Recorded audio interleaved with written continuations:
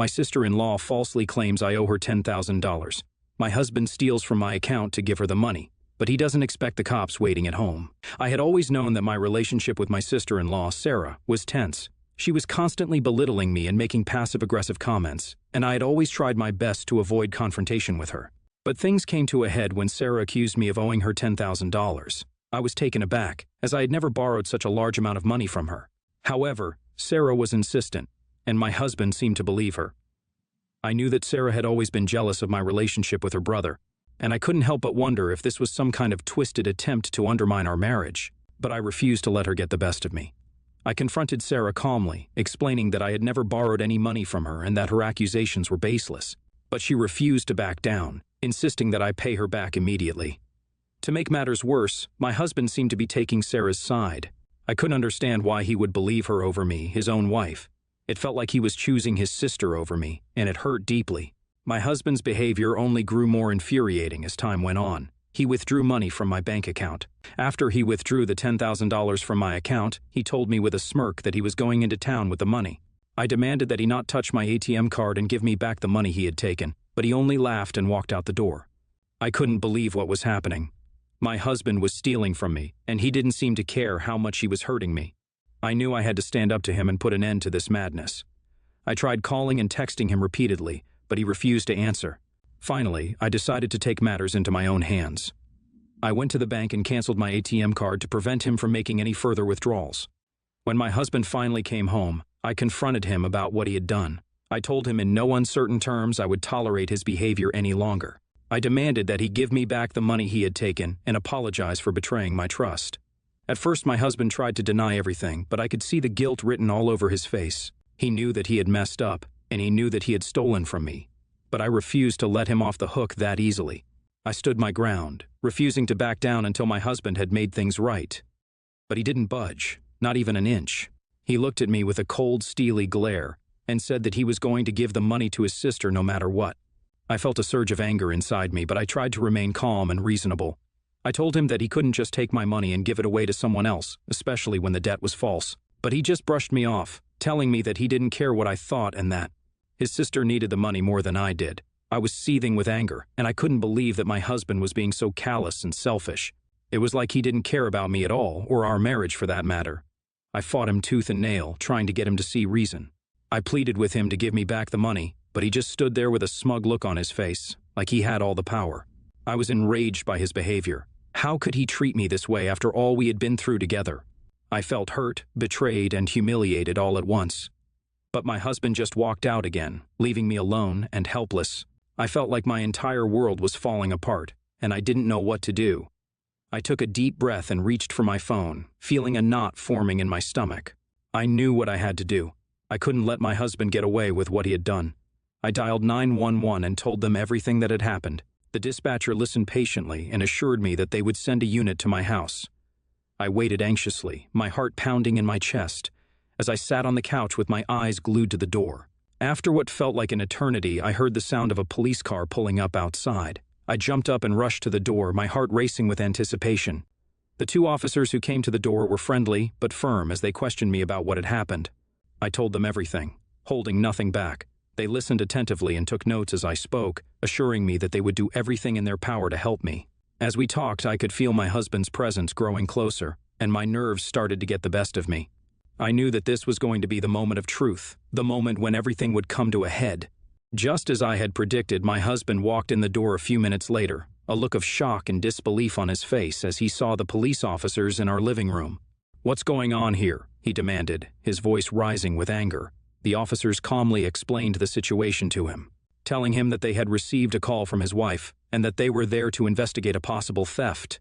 My husband was taken aback, clearly not expecting this turn of events. He stammered and tried to make excuses, but the officers were firm and insistent. They demanded that he hand over the money he had taken from my account, and he begrudgingly told them that the money was with his sister. They were not going to let him off the hook that easily.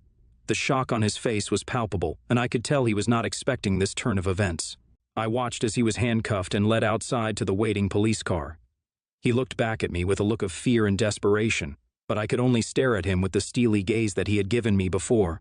I was done with him and his lies. It was time for him to face the consequences of his actions. My husband begged me not to go through with it, saying that he would make things right and pay me back every penny he had taken. But I knew that I couldn't trust him anymore. He had betrayed me in the worst possible way, and I wasn't going to let him get away with it. The officers took my husband to his sister's house. Sarah was standing outside as the officers approached her house. I could see the fear in her eyes. She quickly ran inside and shut the door, trying to avoid the confrontation. But the cops weren't going to let her get away that easily. They knocked on the door and demanded that she come out. Sarah hesitated, but eventually opened the door and was immediately confronted by the officers. She looked at her brother, handcuffed, and began to cry. She tried to explain herself, saying that she was just trying to help her brother, but the officers were not interested in her excuses. They demanded that she hand over the money that had been taken from my account. Sarah hesitated for a moment, but eventually handed over the cash, tears streaming down her face. But things were about to get worse for her. The officers then informed her that she was under arrest for being an accomplice in a robbery. She was shocked and couldn't believe what was happening. She protested and begged for mercy, but it was no use.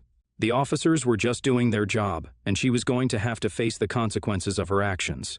I couldn't help but feel a twinge of satisfaction as I watched her being taken away. She had caused me so much pain and suffering, and now it was her turn to face the music. I was relieved to have my money back, but my anger at my husband had not dissipated.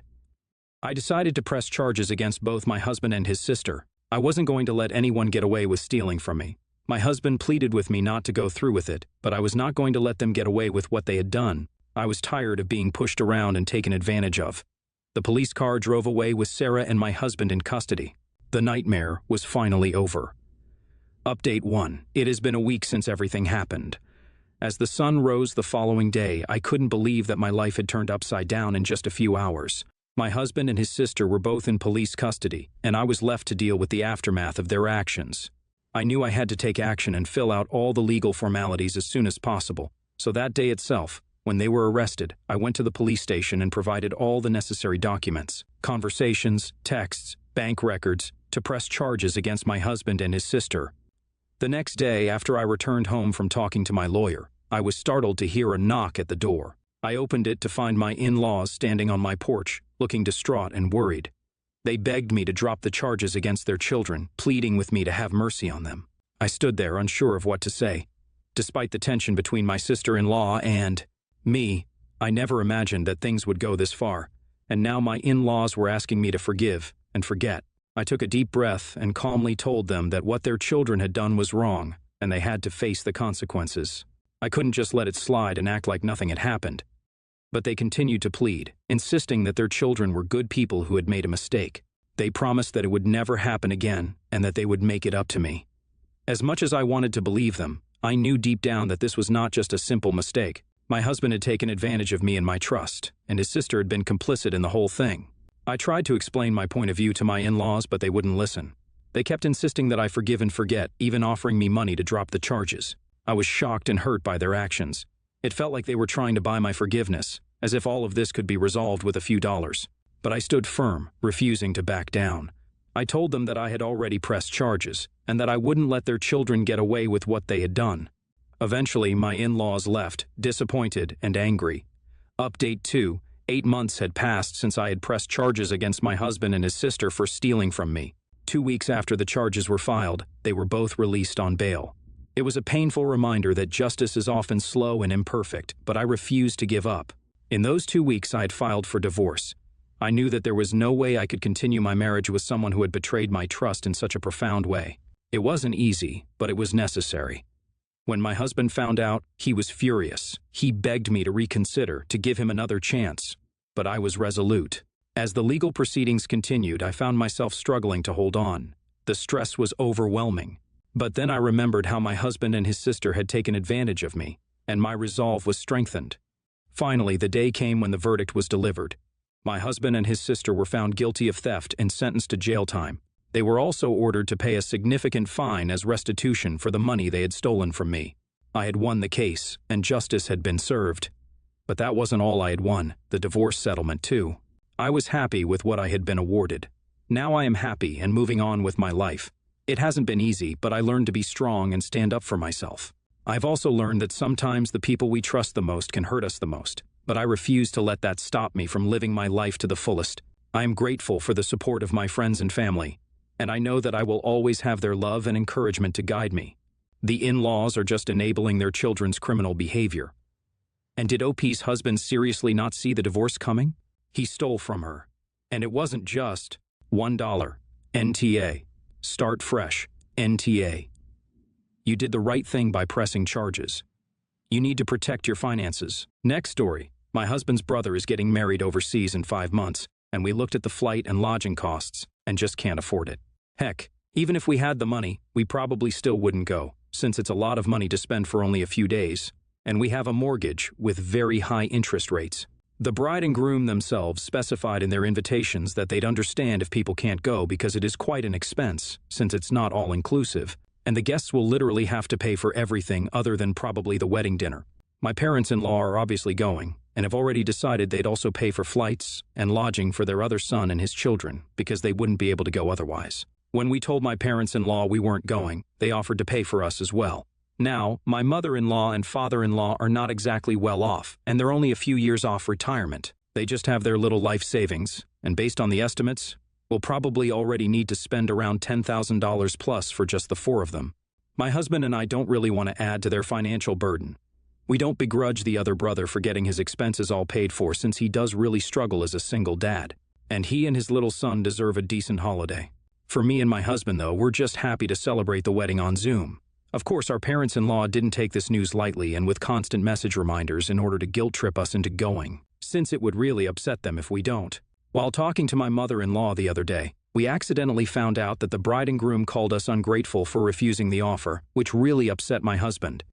ITA, for not wanting to go to my brother-in-law's destination wedding and declining my mother-in-law and father-in-law's offer to pay for us? NTA. I personally think destination weddings are selfish and self-serving, a way to invite a ton of people and therefore put on a perceived obligation to send a gift, but not actually having to host them. It's not just the expense. Most people don't have unlimited paid time off or vacation time. When you decide to have a destination wedding, you are basically deciding how people will use their precious time off. Sorry, someone else's wedding doesn't sound like my idea of a vacation. It is not ungrateful to not want someone squandering their savings for your sake. If the bride and groom want you there so badly, they either need to move the wedding back stateside or pay your expenses themselves. It's the risk you take when you choose to have your wedding far away from your family. NTA. If the bride and groom want you there so bad they can offer to pay instead of making a couple of seniors living on a fixed income do it. What if your husband asked his brother to pay for just him to go? Would that be okay? Maybe the couple could afford to fly a single person out, and it is his brother. Just make sure they don't try to ask to get reimbursed by your in-laws. Next story, some background. Hannah, 26 female, and I, 25 female, have been best friends for 4 years. She's still studying full-time, whereas I have been working for the last few years. While we have had this friendship, it's become the norm for me to pay for both of us when we go out and do something together because she obviously doesn't have money, and she's not working at all. Let me just say that I have never minded this dynamic, and I always let her know that I'm okay with paying for her. Last night she texted me asking to make plans, and saying that she would love to see me and spend time with me, as it's been a few weeks since we have seen each other. She also lets me know she doesn't have any money, but would love to do something with me. She tells me that she doesn't have a lift home or money for Uber, so I told her I would pay for us at the bar, and I would gladly take her home afterwards. I wait around for about 2 hours for her to let me know she's ready, and we finally meet at the bar. Once we get inside, she casually lets me know she invited a guy she's been talking to. This was their first time meeting, and that he's sitting waiting at a table for her by himself. Of course, this confused me because why would she not mention this earlier? I didn't say anything to her until later in the evening, after I've been paying for everything and awkwardly sitting there third-wheeling between them. I told her I felt a bit used, and it seemed like she only invited me because she needed me to fund her date. We ended up getting into an argument, so I decided to leave and go home. I told her to find her own way home and walked out.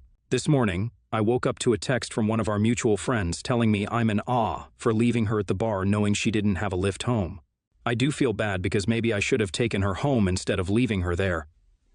Edit for extra info. Her cousin dropped her off at the bar, and I drove in my own car. NTA. But let's be fair, did you really know she didn't have a ride home? Because she lied to you and manipulated you about everything else that evening, how are you to know she was telling the truth about the ride? Especially since usually people dependent on others don't fight with them if they don't have a backup plan? I mean, now it's obvious that she might have been telling the truth there, but It was reasonable to assume that she wasn't being truthful. By the way, I have been the person who relies on the generosity of others, and I want you to know that I always offered to spend time in free and/or cheap places first, and would do little things like baked goods to repay. Favors. One of my favorites is walks in the woods. If your friends are insisting on places where money needs to be spent, they aren't your friends. NTA. I've literally had similar situations like this with friends who I thought I was super close with and am no longer friends with. These people because I put up with BS like this for so long. I finally stopped dealing with friends like this, and my life is so much better now.